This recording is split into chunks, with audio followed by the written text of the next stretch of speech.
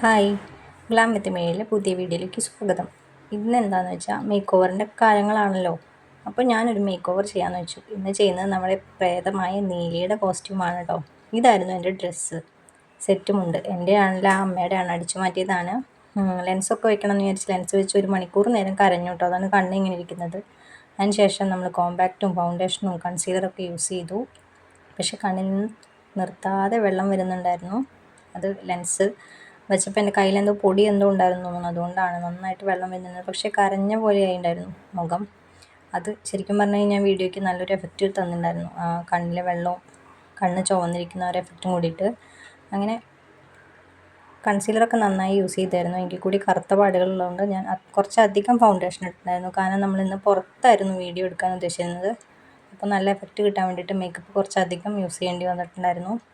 അങ്ങനെ വീഡിയോ ഒക്കെ എടുക്കാൻ തുടങ്ങുന്നതിന് മുമ്പുള്ള ആ ഒരു ചടങ്ങുകളാണ് ഇപ്പോൾ കാണുന്നത് കേട്ടോ.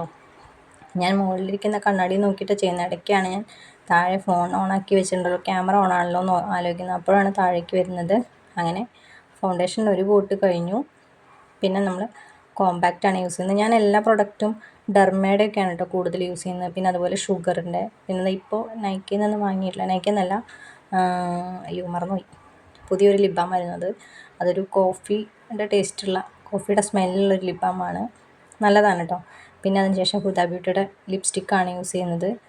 അങ്ങനെ എല്ലാം കഴിഞ്ഞപ്പോൾ കളറ് കുറച്ച് കുറവുണ്ടെന്ന് തോന്നിയതുകൊണ്ടാണ് ഷുഗറിൻ്റെ കോമ്പാക്റ്റ് ഒന്നുകൂടെ ഞാൻ ഇടുന്നുണ്ട്. അങ്ങനെ അതും കഴിഞ്ഞു.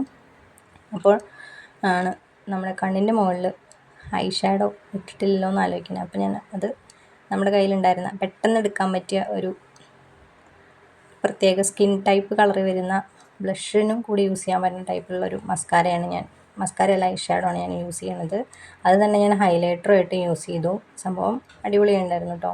സ്കിൻ കളർ ആയതുകൊണ്ട് കുറച്ചൊരു തിളക്കം ഉണ്ടായിരുന്നു. അത് കാരണം അത് എടുത്ത് കാണിക്കുന്നുണ്ടായിരുന്നു. പിന്നെ നമ്മളത് മസ്കാര യൂസ് ചെയ്തിട്ട് ലെൻസൊക്കെ വെച്ചതല്ലേ, അപ്പോൾ കണ്ണ് കുറച്ച് ഹെവി ആയി തോന്നാൻ വേണ്ടിയിട്ട് മസ്കാര നല്ല കട്ടിക്ക് യൂസ് ചെയ്യുന്നുണ്ട്. അങ്ങനെ എല്ലാം കഴിഞ്ഞു. ഇതാണ് ഫിനിഷ് ലുക്ക്. അങ്ങനെ ഇതായിരുന്നു ലാസ്റ്റ്. കുറച്ച് ഫോട്ടോഷൂട്ട് ഉണ്ടായിരുന്നു. ആ ഫോട്ടോയും കൂടി ഞാൻ ഇതിനകത്ത് ആഡ് ചെയ്യുന്നുണ്ട്, നീലിയുടെ കറക്റ്റായിട്ടുള്ള രൂപം നമുക്ക് കാണുന്നതിന് വേണ്ടിയിട്ട്. അപ്പോൾ നിങ്ങൾക്ക് എല്ലാവർക്കും ഇത് വീഡിയോ ഇഷ്ടമായി തോന്നുന്നു. അങ്ങനെയാണെങ്കിൽ എൻ്റെ ചാനൽ ലൈക്ക് ചെയ്യുക, സബ്സ്ക്രൈബ് ചെയ്യുക. Thank you, Tata.